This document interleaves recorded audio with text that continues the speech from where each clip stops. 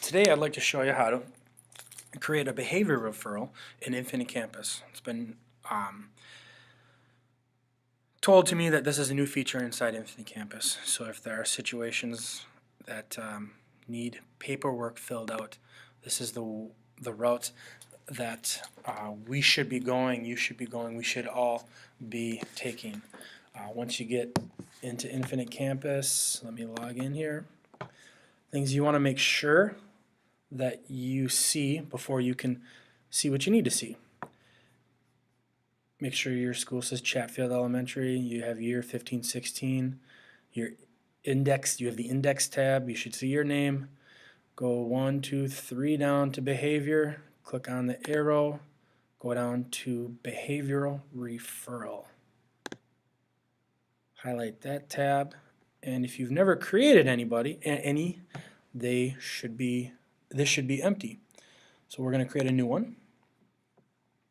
And then incident detail information. The alignment is usually going to be discipline, unless there's a behavioral award, which I guess I could see you giving out to students. But in this instance, I'm going to say we're going to use it for discipline purposes. Today is the 13th, so it has today's date defaulted along with the incident of right now, but this probably happened at another time, so we'll say this, we're going to say this happened on the playground during morning recess. So we'll say 7:45 a.m. Title, you can say pushed off monkey bars. This is going to be fun, entertaining, because I don't type as well as I should. Context, during school hours, outside school hours. So this happened before school, so I'm going to choose outside school hours. Context description. Once again, depending on your situation, it may vary from the title, but I'm going to say fell, pushed off, again, pushed off monkey bars. I could see how this might be left blank because your title more than likely is going to be the same thing as your context description.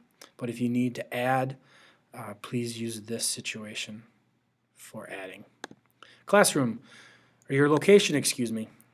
Classroom, hallway, locker, restroom, other indoor area, school bus, parking lot, other outdoor area, which would be on school grounds or off school grounds. So in this situation, we would use other outdoor area, which is on school grounds. Location description, playground. If you had a situation anywhere else, you might say sidewalk, north side of the building, west side of the building. And then your details, you would say student, and then use their initials. CJ, I use my son's initials in this instance. Pushed student, and then ZZ is the other student, off the monkey bars before school. And then if you needed to get into any other description, obviously this is your area to do that. Events and participants, this section will store an event participant information, add event participant, event type. I can't imagine Chatfield using most of these, but peer issues might be one that you choose a lot. Classroom behavior, please use the correct one for the situation. In this situation, it looks like, let's see, academic integrity, attendance, cell phone, chemicals. I'm going to use peer issues. Weapon, if there ever is, blunt object. Can't imagine us using these More often than not, we would use this blank. Violence indicator, if violence is a situation, is a reason to be flagged for violence, we might want this checked. Customer data elements, location 2, we're going to leave this, do not change location 2. This is where we have student participants, so I would click students, and then I would type in Chase, or I would type in his last name, Jacobson, search, and there he is. Role, is he the offender, is he the participant, the victim, or a witness? So you could even use this if you had another student that said he witnessed what happened. You could use this. This student in this case would be the victim. Type in the details. Medical service provided.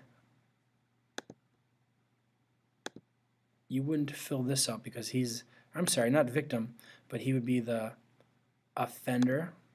Sorry, showing favoritism towards my son there. Anyways, offense type, physical assault. Don't even want to say some of these out loud, but physical assault is what you're going to choose more often than not. Add participant, so then be a student again, and then the other student. Let's say in another example, Chase might be the victim. And then if he has a minor injury, then you go in and describe what the injury is. And then, if Chase was the victim getting pushed off the monkey bars, hit head, Chase hit his head on the cement. And then you might say injury description, tested for concussion, and then you may say recommended or brought Chase to the nurse for possible concussion test, recommended that the nurse take a look at this. Never say that you think this student has this or you think that student has that, but you would just put in what you see, what you witness, or what you know. If Chase is a witness, then you choose witness and put in here what the student would not have an injury. You'd leave this blank, and then you would say student witnessed CJ pushing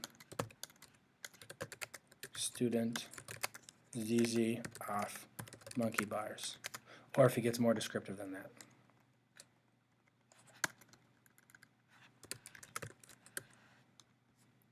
And then you want to save the draft, and we're not because of obvious reasons. So I'm going to close, and then if we did save it, it would be up here. This would be sort of your confirmation that you filled it out properly.